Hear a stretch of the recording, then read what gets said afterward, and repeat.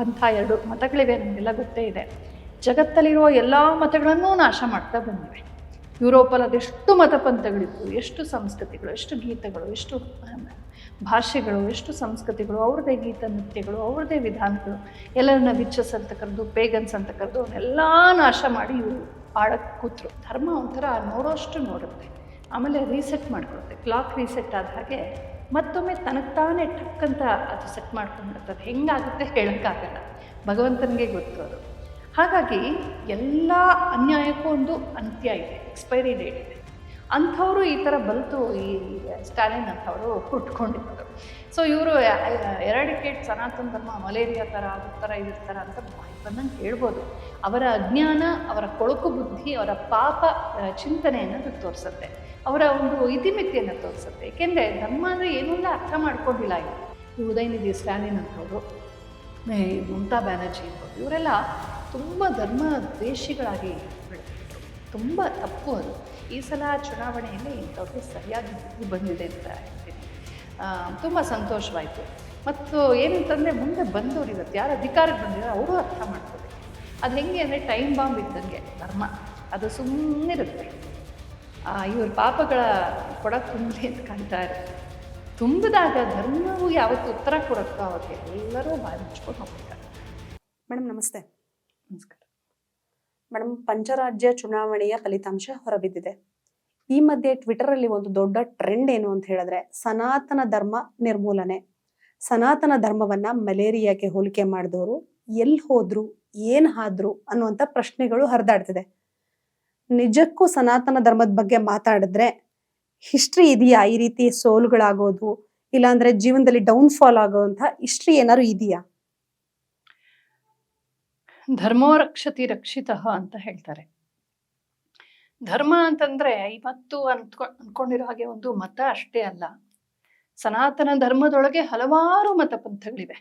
ಎಲ್ಲ ಮತಪಂಥಗಳಿಗೂ ಆಶ್ರಯ, ಆಧಾರ ಮತ್ತು ಆಕರ ಧರ್ಮವಾಗಿದೆ.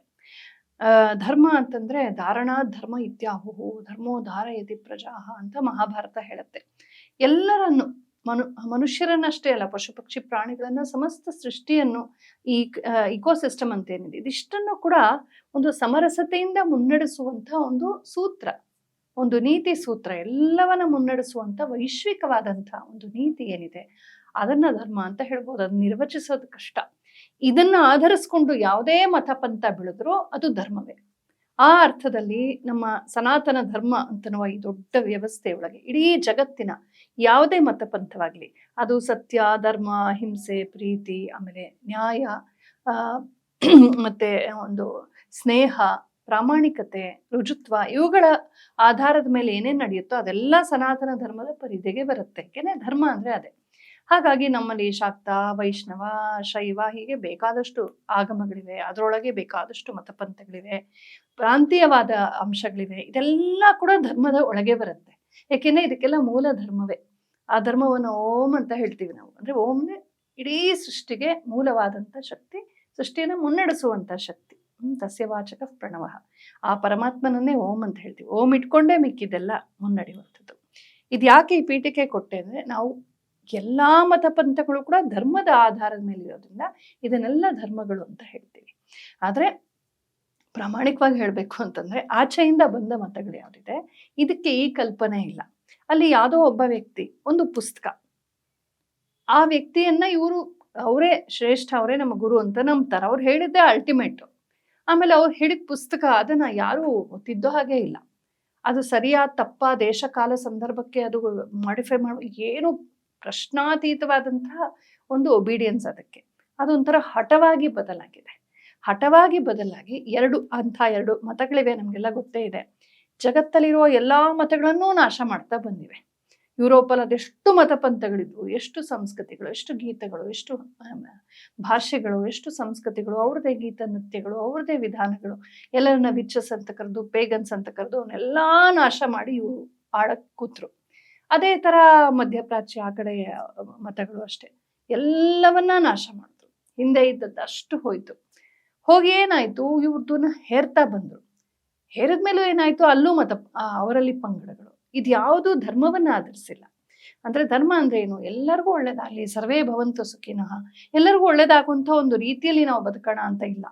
ನೀನ್ ಕಷ್ಟವೋ ನಷ್ಟವೋ ಬೇಕೋ ಬೇಡವೋ, ನನ್ನ ಗುರು ಹೇಳ್ಬಿಟ್ಟಿದ್ದಾನೆ, ನನ್ನ ಪುಸ್ತಕದಲ್ಲಿ ಹಿಂಗಿದೆ, ಇದು ಒಪ್ಲೇಬೇಕು, ಇಲ್ಲದ್ರೆ ನೀನ್ ನಾಶವಾಗ್ತೀಯ, ಇಲ್ಲದ್ರೆ ನಾವು ನಾಶ ಮಾಡ್ತೀವಿ, ನಿನ್ನ ಬದುಕಿರುವಾಗ್ಲೇ ನಿನ್ ಜೀವನನ ನಾವು ನಾಶ ಮಾಡ್ಬಿಡ್ತೀವಿ, ಈ ತರದ ಹಠದಲ್ಲಿ ಸಾಗತ್ತೆ. ಅಂತ ಹಠಮಾರಿ ಮತಗಳು ಯಾವ್ದು ಈ ದೇಶದಲ್ಲಿ ಬಂದು ಬಿತ್ಕೊಂಡಿವೆಯೋ ಅವುಗಳು ಮಾತ್ರವೇ ಸನಾತನ ಧರ್ಮಕ್ಕೆ ತೊಂದರೆ ಕೊಡ್ತಿರೋದು. ಇಲ್ಲೇ ಹುಟ್ಟಿ ಬೆಳೆದಂತ ಮೂಲಭೂತವಾದ ಎಷ್ಟೋ ಮತಪಂಥಗಳಿವೆ, ಎಷ್ಟೋ ಸಂಸ್ಕೃತಿಗಳಿವೆ, ಬೌದ್ಧವಿದೆ, ಜೈನವಿದೆ, ಸಿಖ್ ಇದೆ, ವನ್ಯ ಪದ್ಧತಿಗಳಿವೆ. ಎಲ್ಲರಿಗೂ ಕೂಡ ಒಂದು ಸಮಾನವಾದಂತ ಸೂತ್ರವಾದದ್ದು ಧರ್ಮ. ಅದಕ್ಕೆ ಸನಾತನ, ಸನಾತನ ಅಂದ್ರೆ ಇಟರ್ನಲ್ ಅಂತ, ಎಂದೂ ಇತ್ತು, ಇಂದಿಗೂ ಇದೆ, ಮುಂದೆಂದಿಗೂ ಇರುತ್ತೆ ಅಂತ. ಯಾಕೆಂದ್ರೆ ಧರ್ಮವನ್ನು ಯಾರೋ ನಾಶ ಮಾಡಕ್ ಆಗೋದಿಲ್ಲ. ನಾವು ಅನ್ಕೊಂಡ್ಬಿಡ್ತೀವಿ. ಬಟ್ ಈ ಮತಪಂಥಗಳೇನಿದೆ ಇದು ಇವಾಲ್ವ್ ಆಗ್ತಾ ಹೋಗುತ್ತೆ ನಮ್ಮಲ್ಲಿ. ಅದು ಕಾಲ ದೇಶಕ್ಕೆ ಅನುಗುಣವಾಗಿ ಒಂದ್ ಸ್ವಲ್ಪ ಹೊಂದ್ಕೊಳ್ತಾ ಅದರ ರೂಪಗಳು ಒಂದ್ ಸ್ವಲ್ಪ ಭಾವಾಭಿವ್ಯಕ್ತಿಗಳು ಸ್ವಲ್ಪ ಬದಲಾಗುತ್ತೆ. That's okay. ಮೊಬೈಲ್ ಅಪ್ಡೇಟ್ ಆದಂಗೆ ಏನೋ ಪ್ರಾಬ್ಲಮ್. ಆದ್ರೆ ಯಾವ್ದು ಇದಕ್ಕೆ ಹೊಂದಿಕೊಳ್ಳೋದಿಲ್ಲ ಅಂದ್ರೆ ಪ್ರಕೃತಿಯ ನಿಯಮವೇ ಬದಲಾವಣೆ, ವಿಕಾಸ. ಈ ಬದಲಾವಣೆ ವಿಕಾಸಕ್ಕೆ ಹೊಂದಿಕೊಳ್ಳದೆ ನಾನು ಹಿಂಗೆ ಇರ್ತೀನಿ ಅನ್ನೋದು ಒಂದು ದಿನ ಉರುಳ್ಬಿಡ್ತಿರುತ್ತೆ. ಅವರ ಹಠದಿಂದ ಅವರು ಪಾಲಿಟಿಕ್ಸ್ ಮಾಡಿ, ಮತ್ತೊಂದು ಮಾಡಿ, ಜನಸಂಖ್ಯೆ ಹೆಚ್ಚಿಸ್ಕೊಂಡು ಮತಾಂತರ ಮಾಡಿ ಎಲ್ಲ ಅನರ್ಥಗಳನ್ನ, ಎಲ್ಲ ಬಗೆಯ ಅನ್ಯಾಯಗಳನ್ನ, ಮೋಸ ಕಪಟ, ವಂಚನೆ, ಅತ್ಯಾಚಾರ, ಕೊಲೆ, ಪಾತಕ ಎಲ್ಲ ಮಾಡ್ತಾರೆ. ಮಾಡಿ ಗೆಲ್ತೀವಿ ಅಂತ ಅನ್ಕೊಂಡಿದ್ದಾರೆ, ಮಾಡ್ತಾನೂ ಇದ್ದಾರೆ, ಬಹುಮಟ್ಟಿಗೆ ಮಾಡಿದ್ದಾರೆ. ಆದ್ರೆ ಆತ್ಯಂತಿಕವಾಗಿ ಗೆಲುವು ಅವ್ರಿಗಿಲ್ಲ. ಯಾಕೆಂದ್ರೆ ಧರ್ಮ ಒಂಥರ ನೋಡೋಷ್ಟು ನೋಡುತ್ತೆ, ಆಮೇಲೆ ರೀಸೆಟ್ ಮಾಡ್ಕೊಳುತ್ತೆ. ಕ್ಲಾಕ್ ರೀಸೆಟ್ ಆದ ಹಾಗೆ ಮತ್ತೊಮ್ಮೆ ತನಗ್ ತಾನೇ ಟಕ್ ಅಂತ ಅದು ಸೆಟ್ ಮಾಡ್ಕೊಂಡ್ಬಿಡುತ್ತೆ. ಅದು ಹೆಂಗಾಗುತ್ತೆ ಹೇಳಕ್ಕಾಗಲ್ಲ, ಭಗವಂತನಿಗೆ ಗೊತ್ತು ಅದು. ಹಾಗಾಗಿ ಎಲ್ಲಾ ಅನ್ಯಾಯಕ್ಕೂ ಒಂದು ಅಂತ್ಯ ಇದೆ, ಎಕ್ಸ್ಪೈರಿ ಡೇಟ್ ಇದೆ. ಮಹಿಷಾಸುರ ಮಿರ್ದ ಮುಗ್ದ, ಹಿರಣ್ಯಕಶಿಪು, ಇದೆಲ್ಲ ಕಥೆಗಳು ಯಾಕಿರೋದು ನಮ್ಗೆ ಪುರಾಣದಲ್ಲಿ. ಕಂಸ ಒಂದು ಗಠಬಂಧನ ಇತ್ತು ದೊಡ್ಡದು, ಎಂಥ ಒಂದು ದೊಡ್ಡ ಗಠಬಂಧನ, ಏನು ಕೆಟ್ಟೋರು ಒಬ್ರಿಗಿಂತ ಒಬ್ರು, ಅವರು ಸರ್ವನಾಶವಾಗ್ಲೇಬಾರ್ದು. ಕೌರವರು ಎಷ್ಟು ಮೆರೆದ್ರು, ಏನ್ ಅನ್ಯಾಯಗಳನ್ನು ಮಾಡಿದ್ರು. ಕೊನೆಗೆ ಎಲ್ಲಿ ಧರ್ಮದ ಆಧಾರದಲ್ಲಿ ಯಾರು ಇಲ್ವೋ ಅವ್ರು ನಾಶವಾಗ್ಲೇಬೇಕು. ಇದು ಸೃಷ್ಟಿಯ ನಿಯಮ, ನಾನು ಹೇಳ್ತಾ ಇರೋದು ಮಾತಲ್ಲ. ಪುರಾಣಗಳು ಹೇಳೋದು ಇದನ್ನೇ, ರಾಮಾಯಣ ಮಹಾಭಾರತ, ನಮ್ಮ ಇಡೀ ಪರಂಪರೆ ಅಷ್ಟೇ ಅಲ್ಲ, ಯಾವುದೇ ದೇಶದ ಯಾವುದೇ ಮತ ಪಂಥಗಳ ಪ್ರಾಮಾಣಿಕರು, ಸಂತರು, ಸಾಧುಗಳು, ಸತ್ಯವಾದಿಗಳಿದ್ರೆ ಅವರು ಇದನ್ನೇ ಹೇಳೋದು. ಸಾಕ್ರೆಟಿಸು ಇದನ್ನೇ ಹೇಳಿದ್ದು. ಹಾಗಾಗಿ ಇದಕ್ಕೆ ವಿರೋಧವಾಗಿರೋರು ನಾಶ ಆಗ್ಲೇಬೇಕು. ಇವತ್ತೇನಾಗಿದೆ, ಇಂಥ ಒಂದು ಪೈಶಾಚಿಕ ಮತಗಳಿಗೆ ಮತಾಂತರವಾಗಿ ಮನಸ್ಸನ್ನು ಹಾಳು ಮಾಡ್ಕೊಂಡಿರೋ ನಮ್ಮವರೇ, ಇಲ್ಲೇ ಹುಟ್ಟು ಬೆಳೆದಂತ ನಮ್ಮ DNA ಅವರು. ಆದ್ರೆ ಈ ನಾಡಿನ, ಈ ಸಂಸ್ಕೃತಿಯ, ಈ ಧರ್ಮದ, ಈ ಒಂದು ಭಾವನೆಗಳ, ಇಲ್ಲಿನ ಮಹಾತ್ಮರ ಗೌರವವನ್ನ, ಆದರವನ್ನು ಬೆಳೆಸ್ಕೊಳ್ದೆ ಯಾವುದೋ ಆಚೆಗೆ ಲಾಯಲ್ಟಿ ಇಟ್ಕೊಂಡಿರೋರು ದೇಶ ವಿರೋಧಿಯಾದ, ಧರ್ಮ ವಿರೋಧಿಯಾದ ಕಲ್ಪನೆಗಳನ್ನ ಅಜ್ಞಾನದಿಂದಲೋ ಅಥವಾ ಭ್ರಮೆಯಿಂದಲೋ ಅಥವಾ ಬಲವಂತಕ್ಕೋ ಹುಟ್ಟಿಸ್ಕೊಂಡಿರ್ತಾರೆ. ಅಂಥವ್ರು ಈ ತರ ಬಲ್ತು ಈ ಸ್ಟಾಲಿನ್ ಅಂತವ್ರು ಹುಟ್ಕೊಂಡಿರೋದು. ಸೊ ಇವರು ಎರಾಡಿಕೇಟ್ ಸನಾತನ ಧರ್ಮ, ಮಲೇರಿಯಾ ತರ, ಅದ್ರ ತರ, ಇದ್ರ ತರ ಅಂತ ಬಾಯಿ ಬಂದಂಗೆ ಹೇಳ್ಬೋದು. ಅವರ ಅಜ್ಞಾನ, ಅವರ ಕೊಳಕು ಬುದ್ಧಿ, ಅವರ ಪಾಪ ಚಿಂತನೆಯನ್ನ ಅದು ತೋರ್ಸತ್ತೆ, ಅವರ ಒಂದು ಇತಿಮಿತಿಯನ್ನ ತೋರ್ಸತ್ತೆ. ಏಕೆಂದ್ರೆ ಧರ್ಮ ಅಂದ್ರೆ ಏನು ಅಂದ್ರೆ ಅರ್ಥ ಮಾಡ್ಕೊಂಡಿಲ್ಲ ಇವ್ರು. ಯಾವ್ದನ್ನೋ ನಂಬಿದಕ್ಕೆ ಹೋಗೋದು, ನನ್ಗೆ ಅದ್ ಕೊಡು ಇದ್ ಕೊಡು ಅಂತ ಪ್ರಾವಿಷನ್ ಇಸ್ತಾರೆ, ಕೇಳ್ಕೊಂಬರೋದು, ಇಷ್ಟೇ ಧರ್ಮ ಅನ್ಕೊಂಡ್ಬಿಟ್ಟಿದ್ದಾರೆ. ಸೊ ಈ ತರದ ಒಂದು ದೇವ್ರು ಅಂದ್ರೆ ಒಂದು ವ್ಯಾಪಾರ, ನಂಗೆ ಏನೇನ್ ಬೇಕೋ ಎಲ್ಲ ಪಡ್ಕೊಳಕ್ಕೆ ಒಂದು ಈಸಿ ಮೀನ್ಸ್ ದೇವ್ರು ಅಂತ ಯಾರು ಅನ್ಕೊಳ್ತಾರೋ ಅವ್ರಿಗೆ ಧರ್ಮ ಅರ್ಥ ಆಗಿಲ್ಲ ಅಂತ ಅರ್ಥ. ತಾಯಿ ಮಗುವಿಗೆ ಕೇಳಿದನ್ನೆಲ್ಲ ಕೊಡಲ್ಲ, ಮಗುವಿಗೆ ಏನ್ ಬೇಕೋ ಅದನ್ನ ಕೊಡುತ್ತೆ. ಮಗು ಮ್ಯಾಚ್ ಬಾಕ್ಸ್ ಕೊಡು, ಚಾಕು ಕೊಡು ಅಂತ ಕೇಳಿದ್ರೆ ತಾಯಿ ಕೊಡಲ್ಲ. ಮಗುಗೆ ಏನ್ ಬೇಕೋ ಆ ವಯಸ್ಸಿಗೆ ಅದನ್ನ ಕೊಡುತ್ತೆ. ನಂಗೆ 1 ಲಕ್ಷ ರೂಪಾಯಿ ಕೊಡು, ಚಾಕ್ಲೇಟ್ ತಿಂತೀನಿ ಅಂದ್ರೆ ಯಾವ ತಾಯಿ ಕೊಡ್ತಾಳೆ? ಸೊ ಮಗು ಕೇಳಿದನ್ನೆಲ್ಲ ತಾಯಿ ಕೊಡಲ್ಲ, ಮಗುವಿಗೆ ಏನ್ ಹಿತವೋ ಅದರ ವಯಸ್ಸು, ಅದರ ಮೆಚುರಿಟಿ ಪ್ರಕಾರ ಕೊಡ್ತಾ ಹೋಗ್ತಾಳೆ. ಹಾಗೆ ಭಗವಂತ ಕೂಡ ನಮ್ಮ ಜೀವನದಲ್ಲಿ ನಾವು ಕಲಿತಾ ಬೆಳಿತಾ ಅಲ್ತಾ ಆ ಯೋಗ್ಯತೆಗೆ ತಕ್ಕ ಹಾಗೆ ನಮ್ಗೆ ಈ ಜೀವನದಲ್ಲೂ ಮುಂದಿನ ಜೀವನದಲ್ಲೂ ಸಿಗ್ತಾ ಹೋಗುತ್ತೆ. ಒಂದು ಪೇಶನ್ಸ್ ಅಲ್ಲಿ ನಾವು ಬೆಳಿಬೇಕು, ಪ್ರಕೃತಿನೂ ಹಾಗೆ. ಆದ್ರೆ ಈ ಮತಾಂತರದ ಬುದ್ಧಿ, ಮತಾಂತರಗೊಳಿಸೋ ಬುದ್ಧಿ, ಅದೇನೇನೋ ಹುಚ್ಚು ಕಲ್ಪನೆಗಳಿರೋರು, ನಾನು ಹಿಂಗ್ ಮಾಡ್ಬಿಟ್ರೆ ಅದೇ ಆಗೋಗ್ಬಿಡುತ್ತೆ, ಹಿಂಗ್ ಮಾಡ್ಬಿಟ್ರೆ ಹಂಗ್ ಮಾಡ್ತಾರೆ, ಪವಾಡಗಳಲ್ಲಿ ನಂಬ್ತಾರೆ. ಈ ತರ ಪವಾಡಗಳು ನಡೆಯಲ್ಲ. ಭಗವಂತ ಪೂಜೆ ಮಾಡಿದಾಗ, ಆರಾಧನೆ ಮಾಡಿದಾಗ ಸ್ವಲ್ಪ ಎಕ್ಸ್ಟ್ರಾ ಅನುಗ್ರಹ ಮಾಡ್ತಾನೆ, ಇಲ್ಲ ಅಂತಲ್ಲ. ಆದ್ರೆ ಆ ತರ ಜಗನ್ನಾಶಕವಾದಂತಹ ಹುಚ್ಚುಚ್ಚಾದಂತ ಕಲ್ಪನೆಗಳಿಗೆ ಯಾವತ್ತು ಧರ್ಮ ಸ್ವರೂಪಿಯಾದ ಭಗವಂತ ನಮ್ಗೆ ಅನುಗ್ರಹ ಮಾಡೋದಿಲ್ಲ. ಹಾಗಾಗಿ ಇಂಥವ್ರು ಕೊನೆಗೂ ನಾಶವನ್ನೇ ಹೊಂದುತ್ತಾರೆ. ಯಾರು ಸನಾತನ ಧರ್ಮವನ್ನೇ ನಾಶ ಮಾಡಕ್ ಹೊರಟಿದಾರೋ ಅವ್ರು ಪಾಪಿಗಳು ಅಂತಲೇ ಅರ್ಥ. ಏಕೆಂದ್ರೆ ಧರ್ಮಕ್ಕೆ ವಿರುದ್ಧವಾಗಿ ಅಧರ್ಮಿಗಳು ಅಂತ ಅರ್ಥ. ಅಧರ್ಮ ನಾಶವಾಗ್ಲೇಬೇಕು, ಧರ್ಮವೇ ಉಳಿಯೋದು ಕೊನೆಗೂ. ಅಧರ್ಮ ಅನ್ನೋದು ಹೆಂಗ್ ಗೊತ್ತಾ, ವಿಶಾಲವಾದ ಆಕಾಶದಲ್ಲಿ ಸೂರ್ಯ ಅನ್ನೋ ಧರ್ಮದ ಪ್ರಕಾಶ ಬೆಳಗ್ತಾ ಇದೆ. ಮಧ್ಯೆ ಮಧ್ಯೆ ಕರಿ ಮೋಡಗಳು ಬರುತ್ತೆ.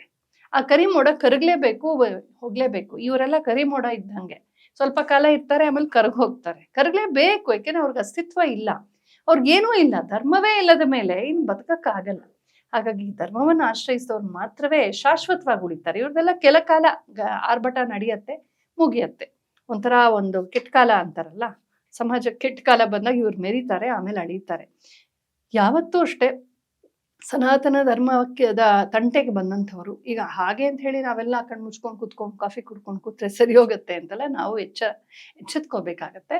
ಆದ್ರೆ ಧರ್ಮಕ್ಕೆ ವಿರುದ್ಧವಾಗಿ, ಸನಾತನ ಧರ್ಮಕ್ಕೆ ವಿರುದ್ಧವಾಗಿ ಯಾರ್ಯಾರು ಹೋರಾಡಿದಾರೋ ಜಗತ್ತಲ್ಲ, ಅವರೆಲ್ಲ ಮೊಘಲ್ ಡೈನಾಸ್ಟಿ ತೆಗೆದುಕೊಳ್ಳಿ, ಒಂದು ಇದ್ದಂಥ 180-200 ವರ್ಷದೊಳಗೆ ಇದ್ದಿದ್ದವರು ಎಷ್ಟು ಅನರ್ಥ ಮಾಡಾಕ್ಬಿಟ್ರು. ನಮ್ಮ ಇಡೀ ದೇಶವನ್ನು ಕೊಳ್ಳೆ ಹೊಡೆದು, ಲೂಟಿ ಹೊಡೆದು, ದೇವಾಲಯಗಳ ನಾಶ ಮಾಡಿ, ಮತಾಂತರಗಳು ಮಾಡಿ, ಪಾಪದ ಒಂದು ಪರಂಪರೆಯನ್ನೇ ಸೃಷ್ಟಿಸ್ಬಿಟ್ರು. ಎಲ್ಲಿದ್ದಾರೆ ಅವರು? ಭಿಕ್ಷೆ ಬಿಡ್ತಾ ಇದ್ದಾರೆ ಅವ್ರ ಮನೆತನದವರು. ಇನ್ಯಾರೋ ಬದು ಶಾರ್ಜಂಗು ಅವರೆಲ್ಲ ಇದಾರಲ್ಲ, ಸುಮಾರು ಜನ ಇದ್ದಾರೆ. ಯಾರು ಅನ್ಯಾಯದ ಒಂದು ಪರಮಾವಧಿಗೆ ಏರಿದ್ರು ಅವರು ಸಂಪೂರ್ಣ ನಾಶ ಆಗೋಗ್ಬಿಡ್ತಾರೆ. ಹಾಗಾಗಿ ಇಂಡಿವಿಜುವಲ್ಸು ನೋಡ್ಬೋದು ನಾವು ಸಮಾಜದಲ್ಲಿ ತುಂಬಾ ದೌಷ್ಟ್ಯ ಮೆರೆದಂಥವ್ರು, ಅಧಿಕಾರ ಬಂದಿದೆ ಅಂತ ಹೇಳಿ, ಹಣ ಬಂದಿದೆ ಅಂತ ತುಂಬಾ ಪಾಪದ ಇದು ಮಾಡಿದಂಥವ್ರು ನಾಶವಾಗ್ಬಿಡ್ತಾರೆ. ಹಾಗೆ ಇಂಥ ಪಾರ್ಟಿಗಳು, ಇಂಥ ವ್ಯಕ್ತಿಗಳು, ಇಂಥ ಇಕೋಸಿಸ್ಟಮ್ಸು, ಇಂಥ ಆಲೋಚನೆಗಳು, ಇನ್ನೊಂದು ದೇಶವನ್ನು ಹಾಳು ಮಾಡಕ್ಕೆ ಹೊಟ್ಟಂತ ಈ ಡೀಪ್ ಸ್ಟೇಟ್ ಅಂತ ಇದು ಶಕ್ತಿಗಳು, ಇವರೆಲ್ಲರೂ ಅಷ್ಟೇ. ಯಾರು ಪರ್ಮನೆಂಟ್ ಆಗಿ ಪಾಕಿಸ್ತಾನ ತೆಗೆದುಕೊಳ್ಳಿ, ನಮ್ಮ ದೇಶವನ್ನು ಹಾಳು ಮಾಡೋದೇ ಅವ್ರ ಅಜೆಂಡಾ. ನಾವು ವಿಕಾಸವಾಗೋದು ಅಜೆಂಡಾ ಆದ್ರೆ ಅವ್ರು ನಮ್ಮ ಹಾಳು ಮಾಡೋದೇ ಅಜೆಂಡಾ.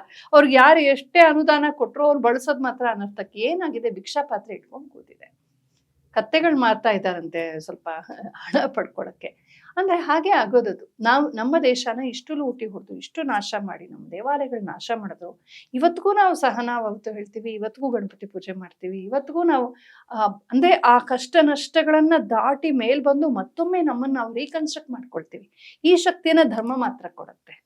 ಯಾರು 1400 ವರ್ಷದ ಹಿಂದೆನೆ ಸ್ಟಕಪ್ ಆಗೋಗ್ಬಿಟ್ಟಿದಾರೋ, ಆ ದ್ವೇಷ, ಆ ಕೋಪ, ಆ ಹಾಗೆ ದ್ವೇಷ ಅಲ್ಲೇ ಸಿಕ್ಕಾಕೊಂಡ್ಬಿಟ್ಟಿದಾರೋ, ಅವ್ರು ಯಾವತ್ತೂ ವಿಕಾಸವಾಗೋದಿಲ್ಲ.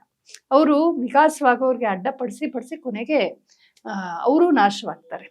ಆ ಪ್ರಯತ್ನದಲ್ಲಿ ಒಂದಷ್ಟು ಸಜ್ಜನರಿಗೂ ಅನ್ಯಾಯ ಮಾಡ್ತಾರೆ.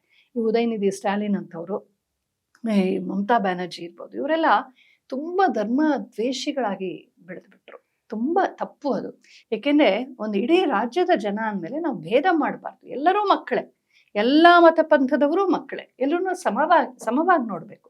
ಅದನ್ನು ಬಿಟ್ಟು ಯಾರು ಓಟ್ ಕೊಡ್ತಾರೋ ಅವ್ರನ್ನ ತಲೆ, ನಮ್ಮಲ್ಲೂ ನೋಡ್ತಾ ಇದೀವಿ ಅದೇ ಅನರ್ಥವನ್ನು ತಲೆ ಮೇಲೆ ಕೂಡಿಸ್ಕೊಳ್ಳೋದು, ಅವ್ರನ್ನ ತುಷ್ಟೀಕರಣ ಮಾಡೋದು, ಮಿಕ್ಕವ್ರನ್ನ ತೀರಾ ತಿರಸ್ಕಾರವಾಗಿ ನೋಡೋದು, ಅವ್ರ ಮೇಲೆ ಗೂಂಡಾಗಿರಿ ಮಾಡಿಸೋದು, ಮಾಡಿದವ್ರಿಗೂ ಅವ್ರಿಗೆ ಯಾವುದೇ ಒಂದು ನ್ಯಾಯ ಕೊಡದೇ ಇರೋದು ತುಂಬಾ ಅತಿರೇಕಕ್ಕೆ ಹೋಗಿತ್ತು. ಈ ಸಲ ಚುನಾವಣೆಯಲ್ಲಿ ಇಂಥವ್ರಿಗೆ ಸರಿಯಾಗಿ ಬುದ್ಧಿ ಬಂದಿದೆ ಅಂತ ಹೇಳ್ತೀನಿ. ತುಂಬಾ ಸಂತೋಷವಾಯ್ತು. ಮತ್ತು ಏನಂತಂದ್ರೆ ಮುಂದೆ ಬಂದವ್ರು, ಇವತ್ತು ಯಾರು ಅಧಿಕಾರಕ್ಕೆ ಬಂದಿದ್ದಾರೆ ಅವರು ಅರ್ಥ ಮಾಡ್ಕೋಬೇಕು. ಈ ನೆಲದ ಮೂಲ ಧರ್ಮ ಸಂಸ್ಕೃತಿಗಳನ್ನ, ಇಲ್ಲಿನ ಭಾಷಾ ವೇಷಭೂಷಗಳು, ಈ ಜನರ ಒಂದು ಒಂದು ಏನು ಸಂವೇದನೆಗಳೇನಿದೆ, ಇದನ್ನ ಗೌರವಿಸದೆ ಹೋದ್ರೆ ಅವ್ರಿಗೂ ಉಳಿಗಾಲವಿಲ್ಲ. ಯಾವುದೇ ಪಾರ್ಟಿಯವರಾಗ್ಲಿ, ಈ ನೆಲದ ನಮ್ಮ ರಾಜ್ಯದವ್ರಿಗೂ ಹೇಳ್ತಾ ಇದ್ದೀನಿ, ಈ ನೆಲದ ಮೂಲ ಸಂಸ್ಕೃತಿಗೆ ಗೌರವ ಕೊಡದೆ ವೋಟ್ಗಾಗಿ ಬಾಂಗ್ಲಾದೇಶವ್ರನ್ನ ಯಾರೇನೋ ಕರ್ಕೊಂಬಂದು ತುಷ್ಟೀಕರಣ ಮಾಡದೆ ನೀವು ಎಲ್ಲರೂ ಹಾಳಾಗ್ತಾರೆ. ಹಾಗಾಗಿ ಧರ್ಮ ವಿರೋಧಿ ಆದಂಥವ್ರು ಸರ್ವನಾಶವಾಗ್ತಾರೆ. ಅದು ಹೆಂಗೆ ಅಂದ್ರೆ ಟೈಮ್ ಬಾಂಬ್ ಇದ್ದಂಗೆ ಧರ್ಮ, ಅದು ಸುಮ್ಮನಿರುತ್ತೆ. ಇವ್ರ ಪಾಪಗಳ ಕೊಡ ತುಂಬಲಿ ಅಂತ ಕಾಯ್ತಾ ಇರುತ್ತೆ. ತುಂಬಿದಾಗ ಧರ್ಮವು ಯಾವತ್ತು ಉತ್ತರ ಕೊಡುತ್ತೋ ಅವತ್ತು ಎಲ್ಲರೂ ಬಾಯಿ ಮುಚ್ಕೊಂಡು ಹೋಗ್ಬೇಕಾಗತ್ತೆ. ಹಾಗಾಗಿ ಧರ್ಮಕ್ಕೆ ಯಾವತ್ತು ವಿರೋಧಿಗಳಾಗಬಾರ್ದು ನಾವು, ಯಾರೇ ಆಗ್ಲಿ. ನಮ್ಮಂಥ ಸಾಮಾನ್ಯ ಮನುಷ್ಯರಾಗ್ಲಿ, ಪೊಲಿಟಿಕಲ್ ಪಾರ್ಟಿಗಳಾಗ್ಲಿ, ಅಧಿಕಾರದಲ್ಲಿ ಇರೋರಾಗ್ಲಿ, ಇಲ್ಲದೇ ಇರೋರಾಗ್ಲಿ, ನಮ್ಮ ಸುಖ ದುಃಖ ಏನೇ ಇದ್ರೂ ನಾವು ಸಹಿಸ್ಕೊಂಡು ಹೋಗ್ಬೇಕೇ ಹೊರತು ಧರ್ಮದ ವಿರುದ್ಧವಾಗಿ ನಾವು ಯಾವತ್ತೂ ನಿಲ್ಬಾರ್ದು. ಅದು ತುಂಬಾ ತಪ್ಪು.